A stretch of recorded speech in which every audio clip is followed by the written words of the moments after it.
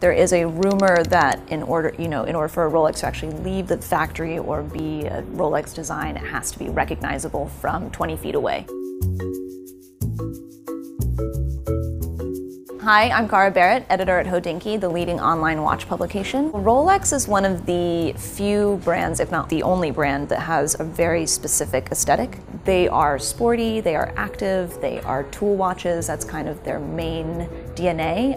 In the 50s, they came out with the Submariner, the Explorer, the Milgauss, the GMT, and they were all watches that were designed and made to be used as tools.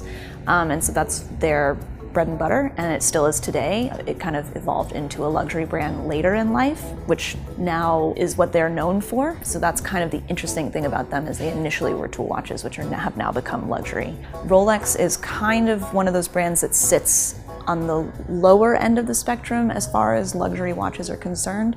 The Submariner is $8,000. The entry-level watch at Rolex is $5,000 with the Oyster Perpetual. Their three qualities are self-winding, waterproof, and precision, and they really focus on quality. It takes 1 year to make a Rolex. They go through extensive testing, the accuracy, the chronometer, the timing. That's all about telling the right time, keeping the right time.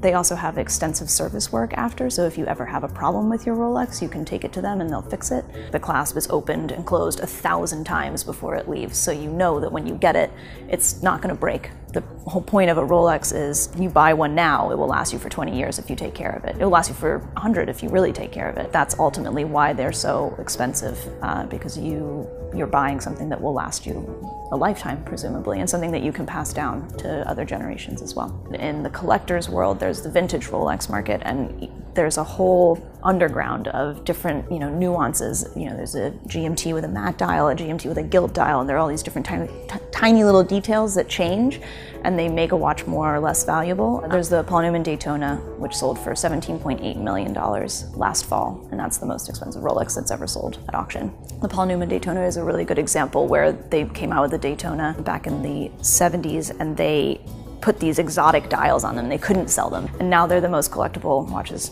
on the vintage market. No one knows how many Rolexes are produced per year.